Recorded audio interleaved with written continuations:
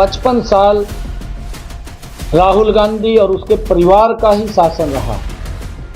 9.5 वर्ष नरेंद्र मोदी का शासन रहा। किसने जेब काटी है जनता की? कांग्रेस बुखड़ा चुकी है और बुखड़ा गई है तो अनाप शनाप बोलते हैं। नरेंद्र मोदी को गाली दे करके वोट बटोरना चाहते हैं। मनोहर लाल जी के खिलाफ गलत शब्द बोल करके वोट बटोरना चाहते हैं। ये तपस्वी लोग हैं नरेंद्र मोदी और मनोहर लाल जी, जो देश और प्रदेश के लिए काम कर रहे हैं। नतीजा कमल का फूल खिलेगा। और पिछले, क्योंकि मेरा समय भी राजस्थान के अंदर लगा है, राजस्थान के अंदर जो लोग बोलते हैं कि कांग्रेस झूठ फैलाने का काम करती है, लोग अब कांग्रेस के इस झूठ के अंदर नहीं आएंगे। झूठ से काम नहीं चला तो अब गारंटियां देनी झूठ की कांग्रेस ने शुरू कर दी है। 55 साल तक देश के ऊपर अगर शासन लंबे समय तक किया तो कांग्रेस ने किया है, और आज स्थिति ऐसी आ गई है कांग्रेस के सामने खड़ी होगी आकर के कि वोट लेने के लिए भी उसको गारंटी देनी पड़ रही है।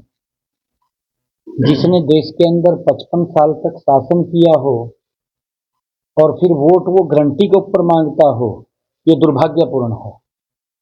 क्योंकि लोगों की अपेक्षाओं के ऊपर कांग्रेस खरा नहीं उतरी। नरेंद्र मोदी जी का अगर 9.5 वर्षों का कार्यकाल देखें, कांग्रेस का लंबा इतिहास देखें, 9.5 साल कांग्रेस के लंबे इतिहास के ऊपर प्रभावी है। नरेंद्र मोदी जी ने देश की तस्वीर को बदलने का काम किया है। हरियाणा के अंदर मनोहर लाल जी ने हरियाणा की तस्वीर बदलने का काम किया है। क्योंकि कांग्रेस के लोगों को ये अपेक्षा ही नहीं है। वो तो आज भी अगर कोई बात करते हैं, उनकी बात में से भ्रष्टाचार की बू निकलती है, जिस प्रकार की वो बातें करते हैं। परंतु मनोहर लाल जी लोगों को सुविधा पहुंचाने का काम डायरेक्ट उसके खाते में करते हैं। बहुत सारी योजनाएं केंद्र सरकार की हैं, प्रदेश सरकार की हैं, और उनका लाभ मिल रहा है। नीचे तक लाभ जा रहा है उनका, घर घर के अंदर लाभ पहुंच रहा है। देखिए, राहुल गांधी बिल्कुल अपनी बात को जो वो बोल रहे हैं वो उसके ऊपर लागू होती है। राहुल गांधी के ऊपर 55 साल तक राहुल गांधी के परिवार ने लोगों की जेब ही काटने का काम किया है। हमने ये देखा है और इस बात को देश का गरीब व्यक्ति भी स्वीकार कर रहा है। क्योंकि कांग्रेस ने, राहुल गांधी के पूर्वजों ने गरीबी हटाओ कहा। आप जागरूक पत्रकार हैं, सभी के सभी आप लोगों के बीच में बैठा हूं। आप इस बात का आंकलन करिए, 55 साल राहुल गांधी और उसके परिवार का ही शासन रहा। 9.5 वर्ष नरेंद्र मोदी का शासन रहा। किसने जेब काटी है जनता की? आपके सामने आंकलन एकदम शीशे की तरह है, साफ हो जाएगा। मैंने कहा है कि कांग्रेस की दुकान में सामान नहीं रहा। कांग्रेस बुखड़ा चुकी है और बुखड़ा गई है तो अनाप शनाप बोलते हैं। नरेंद्र मोदी को गाली दे करके वोट बटोरना चाहते हैं।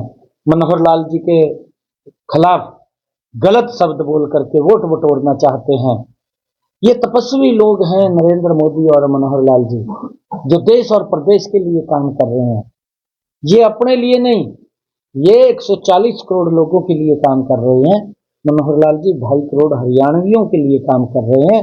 ये डबल इंजन की सरकार मिलकर के कि लोगों को सुविधाएं मिले, इसके लिए काम कर रहे हैं। देखिए, क्योंकि ये भी जो दुष्प्रचार कर रहे हैं ये कांग्रेस के लोग कर रहे हैं। जाट समाज के बड़े प्रबुद्ध लोग मेरे साथ आशीर्वाद देने के लिए आते हैं और उनका आशीर्वाद मिलता है, उनकी संस्थाएं आती हैं। और जाट समाज के लोग ऐसा नहीं है, क्योंकि भारतीय जनता पार्टी के संविधान का विषय है और पार्टी समय समय के ऊपर समय के ऊपर अध्यक्ष को बदलती है और मेरे ख्याल से मैं 15वां 16वां अध्यक्ष होऊंगा और मुझे जो जिम्मेवारी पार्टी ने दी है, मैं सौभाग्यशाली हूँ। एक छोटे कार्यकर्ता को इतनी महत्वपूर्ण जिम्मेवारी के ऊपर बैठाया। ये जात पात का जहर घोलने का काम ये कांग्रेस पार्टी ने किया है और कांग्रेस पार्टी ने तो, मैं आपको एक और बात बताना चाहता हूँ कि जाट समाज के अंदर भी बाइफरकेट करने का काम कांग्रेस पार्टी ने किया कि गोत के अंदर उसको ले गया। इतना ज्यादा अगर कांग्रेस ने किया, इसका जिम्मेवार कोई और नहीं है, ये कांग्रेस पार्टी जिम्मेवार है इसकी। यहाँ तो मैंने कहा है कि नरेंद्र मोदी जी 140 करोड़ लोगों के लिए काम कर रहे हैं। देखिए, इन्होंने तो राजस्थान के अंदर कहा कि हम महंगाई कम करेंगे, इस प्रकार के कैंप भी लगाने का कांग्रेस ने काम किया है। रणदीप सुरजेवाला क्योंकि सीनियर लीडर हैं कांग्रेस पार्टी के, उनको बिल्कुल इस बात के बारे में मालूम होगा।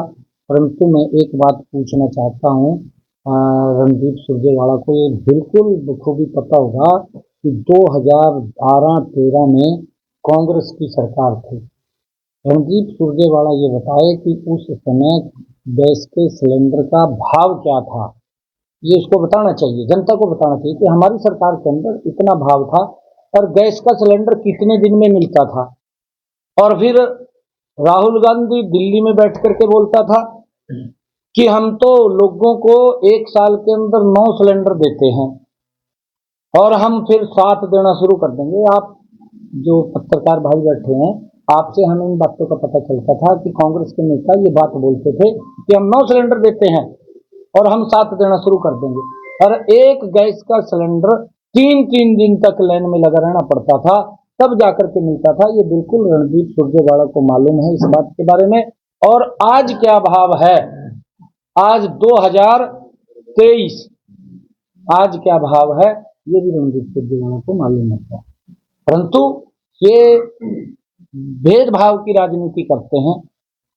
रणदीप सुरजेवाला कांग्रेस पार्टी ये समझती है बेवकूफ भारतीय जनता पार्टी नहीं बनाती, बेवकूफ कांग्रेस के लोग बनाते हैं।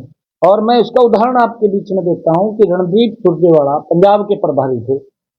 मेरे किसान को SYL के पानी को लेकर के सभी दल लगे रहे और आदरणीय मुख्यमंत्री मनोहर लाल जी ने उसकी मजबूत पैरवाई करी। माननीय सर्वोच्च न्यायालय ने फैसला दिया कि इस पानी के ऊपर हरियाणा का हक है, ये मिलना चाहिए। रणदीप सुरजेवाला ने पंजाब में जाकर के क्या बोला, उसने कहा कि हम 1 बूंद पानी की हरियाणा को नहीं देंगे। अरे तू हरियाणा का है और यहां आकर के बोलता है हम SYL का पानी लेकर के आएंगे। ये दोहरी नीति क्यों है? बेवकूफ कौन बना रहा है? बेवकूफ कांग्रेस बना रही है, भारतीय जनता पार्टी नहीं। भारतीय जनता पार्टी काम कर रही है।